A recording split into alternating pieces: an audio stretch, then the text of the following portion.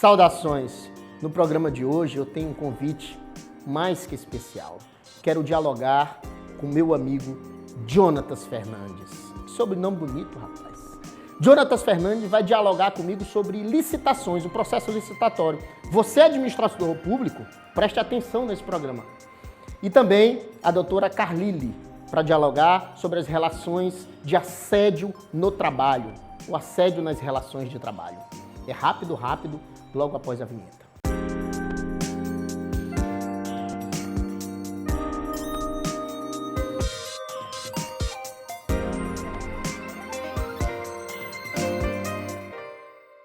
Saudações! Em definitivo, agora, para dialogar sobre um tema de fundamental importância, agora pós-pandemia, que é a discussão sobre as licitações.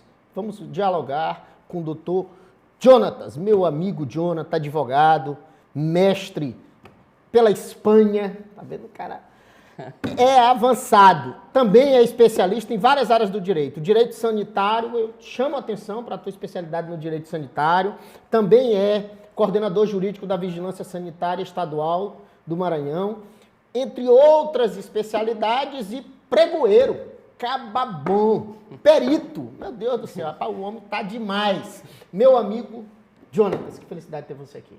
Bom dia, Ted, bom dia a todos. Saudações, meu amigo Ted, aos telespectadores que estão nos assistindo. E é sempre bom estar aqui no teu programa para discutir temas relevantes, inclusive passar para a sociedade, para quem de fato tem interesse no caso, né? Principalmente nessa questão que está muito nova, né? Sim. Vamos lá, é Jonatas, muito interessante. Eu quero te ouvir. Eu sei que tu és um cara que conhece à profundidade a administração pública, esse direito público, em especial a questão da licitação. Tu trabalha com isso há muitos anos, tu tem efetivamente essa expertise. Eu acompanho de perto isso pela proximidade que a gente tem. Eu quero conversar contigo um pouco sobre a nova lei de licitações, algumas mudanças, alguns parâmetros que vieram com essa nova discussão. Mas antes disso, eu quero que tu fale para nós da importância da licitação em si, do instrumento. Qual é a importância do instrumento? Por exemplo, para que importa o seu João, a dona Maria, que está lá no bairro de Fátima, na cidade operária, entender a discussão sobre a licitação? Entendeu? Fique à vontade, por favor.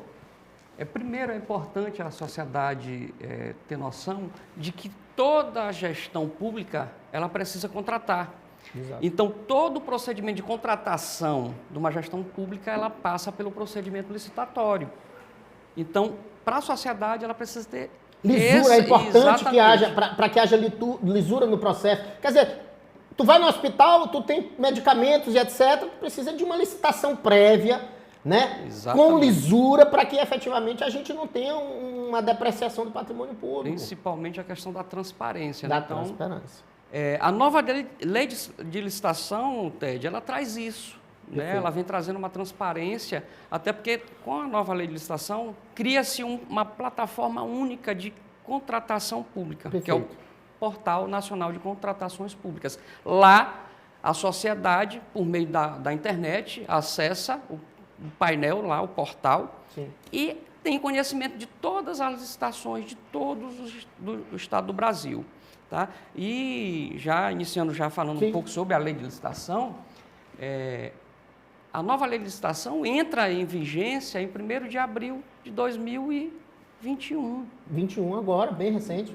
Ela Para o entrou direito, na data, muito recente. Exatamente, ela entrou na data da sua publicação. Sim. Só que o interessante é que ela não revogou logo a anterior.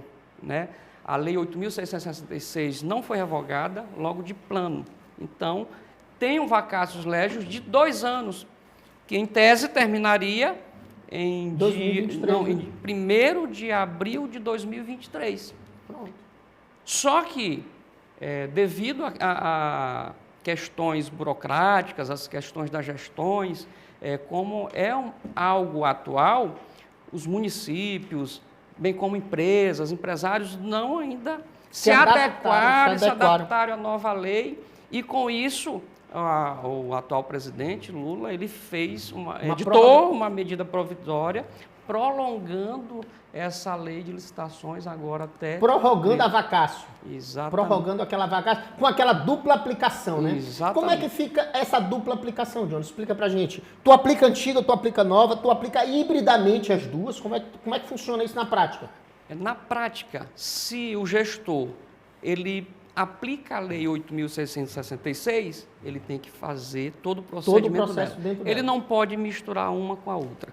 Ou é uma ou a outra. Ele não pode misturar de forma alguma.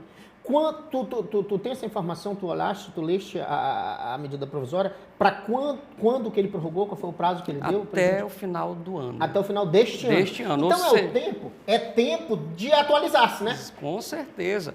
E até 30 de dezembro, os gestores que lançarem editais de licitações, eles podem contratar, inclusive, no ano de 2024. Entendi. O que não o start da licitação. Exatamente. Né? Ele não pode fazer uma nova licitação, um processo inicial, processo no ano que vem. Exato, não pode. Até dia 30 ele pode estar lançando os editais. Lançou, está dentro, então, ele pode utilizar. É bem oportuna essa nossa discussão, porque é a discussão que abre, chama atenção exatamente para os gestores públicos como um todo. E aí nós estamos falando de toda a administração pública, né? Sim, gestão pública, o controle externo, o Ministério Público também.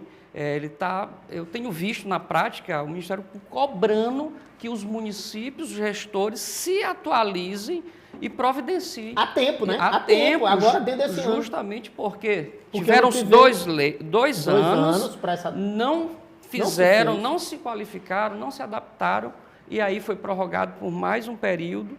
E o Ministério Público está cobrando. Eu tenho visto exatamente pensando nisso, né? Pensando que ano que vem a cobrança será rígida com relação a isso. Então, eles têm feito um trabalho, sim, de cobrança. Ok. Vamos lá. Então, agora me explica. Essa nova lei de licitação traz, de uma maneira geral, me traz algumas mudanças que ela trouxe. Assim, antes da gente aprofundar em questões mais específicas, eu quero que tu traga esse panorama geral. Poxa, Ted, isso mudou, isso aqui está diferente. A gente tinha esse contexto e agora a gente tem um outro. De uma maneira geral, fala pra gente quais são as mudanças genéricas, assim. Que tu pode nomear algumas. A mais vantajosa é a questão da plataforma eletrônica. Perfeito. Ela passa a ser eletrônica. A Lei 8.666 tinha 2 modalidades que agora elas somem. Sim. Com a nova lei, que é a tomada de preço e o convite. O que acontecia muito? Sim. No convite, o gestor chegava e, olha, eu quero contratar aqui empresas que estão aqui já no cadastro do estabelecimento, e ficavam ali 3, 4 empresas ali credenciadas, sempre fazendo, e não se chegava a uma vantajosidade, sim, que é o que a administração pública busca. É o melhor preço com qualidade. Sim. Então, a nova lei de licitação... Não tinha concorrência de uma maneira geral, ficava muito fechado, né? Exatamente. E aí, a nova lei de licitação traz essa questão da publicidade, a transparência através da plataforma eletrônica, onde tem 2 modalidades que é carro-chefe, que é o pregão eletrônico, sim, e a concorrência. Tá? Sai a tomada de preço, o convite, permanece o concurso, sim, o leilão, e entra uma também modalidade nova, que é a diálogo competitivo. Essa daí eu nunca ouvi falar. O diálogo competitivo é uma inovação. Sim. Tá? Para gestores que queiram solucionar um problema inovador dentro da gestão, ela busca fora um diálogo com grandes empresas ou empresas que tenham a capacidade de solucionar um problema e fazem um diálogo. E depois desse diálogo, que encontra uma solução, ela bota esse procedimento para as empresas apresentarem a melhor proposta. Então, é algo inovador. Tá? Mas, em regra, a mudança fica entre concorrência e pregão eletrônico, as 2 modalidades carro-chefe. Bens e serviços comuns, sim, o pregão eletrônico, e para obras e serviços de engenharia, a concorrência só de forma eletrônica. Me diz uma coisa, antes, eu lembro que na lei anterior, ainda em vigor, teoricamente por vacácio, né, havia uma discussão muito simbólica com relação a preços. Até tal valor, convite, até tal valor, tomada de preço, até tal valor, concorrência. Como é que fica essa discussão de valores agora com esse novo contexto Somente, porque a concorrência era aquela que tinha o maior valor. Exatamente. Né? E o pregão eletrônico estava numa lei separada e quase não se aplicava. Então, para alguns outros casos é que tu acabava usando essa modalidade. Sim. Era uma discussão mais à parte. Não tem. Não tem mais essa Bens e serviço. Perfeito, eu vi a tua observação. Pregão eletrônico e obras de serviço de engenharia. Não importa o valor mais. Não importa. Só vai ter uma exceção, mas não é modalidade de licitação, é a questão da contratação direta, que é um ponto interessante. Como funciona? Não tem a ver com aquela dispensa de licitação que a gente fazia antes? Exatamente, a questão da contratação direta, né? Que o gestor ele tinha que fazer ele podia fazer aquela contratação direta. No geral dava aquela de... Exatamente, e aqui eu acho uma sacada muito boa da nova lei de licitações, porque a dispensa de licitação, ela passa a ser eletrônica, obrigatório, ela é uma dispensa eletrônica, não mais você pode dizer, eu vou dispensar com A, B ou C, ela é obrigatória na plataforma, você tem que fazer um estudo técnico preliminar, você tem que ter um termo de referência e aí sim tem a questão do valor. Para bens e serviços como 50 mil, hoje ela está atualizada porque tem um decreto que faz a atualização dela anualmente, então ela deve estar em torno de 57. Entendi.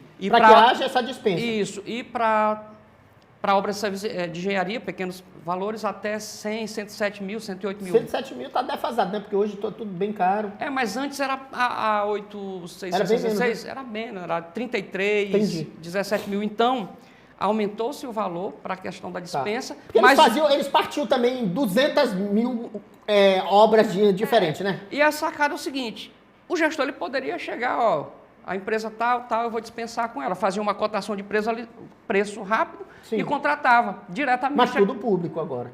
Agora, a gente chama carinhosamente a dispensa de eletrônica de preguinho. Entendi. Ou seja, o gestor não tem mais a oportunidade de chegar e dizer, eu vou contratar com fulano. Não, ele tem que lançar o edital, entendi, tem que ter 3 dias úteis para lançamento de proposta e vai ser concorrido. Vai lá. Concorrido. Qualquer pessoa de qualquer lugar do Brasil vai concorrer. Ou seja, as empresas também devem buscar conhecimento, qualificação técnica para poder atuar, porque o mercado ele expandiu demais agora. Imagine só, uma contratação direta que o gestor poderia selecionar A, B e C, agora não. Ele obrigatoriamente ele tem que ir na plataforma, ele tem que participar do pregão e ele vai concorrer. Não mais pode ser vou contratar A. Não. É um procedimento simples, bem simplificado, mas há a concorrência e sempre vai ter o melhor preço, a vantajosidade para a gestão pública. Agora vamos lá. Como a gente pode, o gestor público ainda pode até o final do ano, usar os 2 sistemas, eu imagino que as prefeituras, os órgãos públicos, no geral, estão usando ainda a lei antiga. A maioria sim. A maioria sim. Eu acho que por 2 motivos, aí eu quero que tu me explique. Pelo que eu percebi, o grau de complexidade da nova lei é bem maior do que o do anterior. Existe sim, Ted. De preparo, eu digo de preparo. E assim, e como as luzes clarearam o debate, aí tu, por exemplo, tu tem uma dificuldade maior da incompetência. Sim. Que era o que acontecia antes, porque aí tu fazia as coisas de qualquer jeito, fazia a coisa sem a devida técnica, mas ninguém via, era um troço escondido dentro de uma cápsula que tu não tinha acesso àquilo, e de repente tu tens agora uma lâmpada em cima do processo licitatório. Tu falaste algo interessante, Ted, porque a nova lei de licitação ela traz algo bem interessante, que é a segregação de funções. E o que é essa segregação de funções? É justamente delimitar a responsabilidade de cada ato. Tá? O que se vê muito, o que se via muito nas gestões públicas é que determinado setor cuida de um departamento de licitação e que lá todo mundo faz tudo. Sim. E não é. Então, a segregação de funções, ela atribui responsabilidades, tanto para quem faz o estudo técnico preliminar, para quem faz a pesquisa de preço, para quem faz o termo de referência, o parecerista, que no caso é assessoria jurídica, tá? Até porque tem muita gente que fala, mas o parecer ele não está vinculado. A nossa lei de introdução ao direito, as normas do direito brasileiro, lá no artigo 28, ele diz que o ato público... A LINDB. Exatamente, a LINDB, no artigo 28, ele diz que o servidor, aquela pessoa que está ali assinando, dando a opinião, ele também lhe responde. Sim. Então, ele não pode dizer... Então, agora o cara não vai fazer... Agora... Então, o parecer passa a ser um instrumento muito mais delicado, exatamente. Né? Muito mais delicado. Ele não pode chegar e depois dizer que não. Eu fiz isso aí no e há algum tipo de vinculação nesse parecer? Ou não? De fato, caso... ainda há essa autonomia da gestão no sentido de contrário ao parecer, por exemplo? Tá, aí, Ted, tem que ver a seguinte situação. O parecer, ele está sendo ofertado ali por uma pessoa técnica. Técnica, exatamente. E trata-se de uma questão técnica. Exatamente. Então, o gestor... É muito perigoso, né? É, muito perigoso. E vamos, eu sou gestor. Se uma assessoria jurídica está dizendo que aquele parecer... Não vai dar errado o que está... Aí é a questão da responsabilidade. Por isso que é interessante, foi muito boa essa questão da segregação. Parece que tem uma dobra de responsabilidade, né? Quando tu vai contrário... Exatamente. A segregação de função é uma coisa excelente. E aí o cuidado para os gestores e para as pessoas que vão estar ali dentro daquela estrutura. Porque a primeira coisa que a gestão tem que fazer é se organizar e fazer a estrutura de como vai ser esse procedimento licitatório. Antigamente era de uma forma, agora não, a lei atribui a função de cada um. Então tem que ter cuidado. E é um processo, eu percebo, Jonatas, que agora nós estamos aí nesse start desse ano, que já estamos chegando à metade do ano, de um pouco mais de 6 meses para a gente discutir. É necessário que haja urgentemente uma especialização da administração pública, e aí como todo, né? Para esse novo processo de licitação, porque efetivamente não dará tempo, porque essa estrutura aí que tu estás dizendo, ela precisa não só de uma pessoa capacitada técnica, mas de uma equipe com capacitação técnica. Porque aí tu vais trazendo, por exemplo, um parecerista que entenda a sua responsabilidade, tu tem então, uma cadeia de pessoas que precisam, de fato, entender a estrutura para que isso funcione. Agora, pela experiência que tu tens, dando cursos, instruindo as pessoas pelo Maranhão, em especial, me diz o seguinte, isso tem acontecido? A administração pública está demandando essa qualificação ou eles vão efetivamente fazer como sempre fazem, como fizeram agora? Passaram 2 anos, não houve então um entendimento sobre vamos nos especializar e agora a gente tem um agravante, que é um agravante que na verdade ele acontece para a gente o tempo todo, a cada 2 anos. Graças a Deus, né? Graças a Deus que são as eleições. Porque assim eu estaria desempregado. Mas como é que tem acontecido isso? Porque nós estamos aqui no final do ano que vem, a gente sabe que no dia 1º de janeiro do ano da eleição começa a eleição. Para nós aqui, para os eleitoralistas. Então assim, o que tu tem percebido com relação a isso? Ted, eu tenho percebido sim, que tem havido uma capacitação por meio dos gestores, alguns órgãos têm feito as capacitações. Só que aqui eu faço uma crítica que muitas das vezes os treinamentos eles não são bem práticos. Entendi. Tipo, eu preciso implantar Às vezes é muito teórico e não é prático, né? Aquela pessoa que está dispondo dessa técnica, desse preparo, não tem a prática, né? Exatamente. Tem a teoria. Exatamente. Porque é fácil tu sentar e ler a lei, mas tu entender a estrutura na prática, como funciona, que é a dificuldade. Porque você precisa implantar, e para implantar você precisa ter técnica e prática. Perfeito. Tá? E aí o que acontece? Eu já participei de alguns cursos, alguns colegas aqui do Estado do Maranhão também já... Sim. Eu já participei, assisti cursos de alguns, e a gente vê o conhecimento, mas não existe um material. E aqui no Estado do Maranhão tem 217 municípios. E Sim. aí esses municípios eles estão implantando ou eles estão só recebendo conhecimento? Exato. Então tem que implantar porque final do ano está chegando. Mas e aí, vai prorrogar a lei de novo? Não se sabe se vai. Nós vamos fazer o seguinte, eu acredito que não, porque a gente tem aí já um terceiro prazo, mas não importa. Ainda assim, a administração pública precisa se especializar o quanto antes. Eu já te faço o convite para a gente voltar aqui mais uma vez, conversar com o Bruno Coelho, para ele já marcar, para a gente discutir com mais profundidade, para a gente trazer uns casos práticos sobre essa discussão da licitação. Eu sei que tem novidade por aí com relação a essa estrutura de ensino, de licitação, então eu vou esperar, vou deixar aí a galera aí na expectativa. Qualquer dúvida que você tiver, lembra de entrar em contato com a gente, programa Saudações. Também pode mandar uma mensagem lá pelo YouTube. Dá para mandar mensagem, Bruno Coelho? Pode mandar também mensagem pelo YouTube. E aí já fique claro, você também pode reassistir esse programa Saudações pela plataforma do YouTube a qualquer momento. Saudações com Ted Anderson no YouTube. Eu quero te agradecer demais, meu amigo, meu irmão, Jonathan, por ter vindo, ter aceitado esse convite para a gente discutir o processo licitatório. Ainda tem mais coisas, a gente vai combinar com o Bruno para a gente vir mais uma vez discutir a profundidade. Deixa o teu contato aí. Tranquilo. Eu só tenho a agradecer. Pronto. É sempre bom estar aqui no teu programa para discutir temas relevantes, passar para a sociedade também a questão de buscarem e sempre estar observando, ser um fiscalizador da gestão pública para estar olhando o que está sendo contratado, como é que está sendo feito. Então, só tenho a agradecer, muita gratidão e tudo de bom para você. Saudações. Saudações. Tamo junto, meu irmão. Eu quero que você fique um pouquinho mais com a gente. A gente tem uma entrevista maravilhosa. Vou falar logo o nome para não confundir. Doutora Carlile. Muito bem. Já está presente aqui conosco no estúdio. A gente precisa de um minutinho e já voltamos.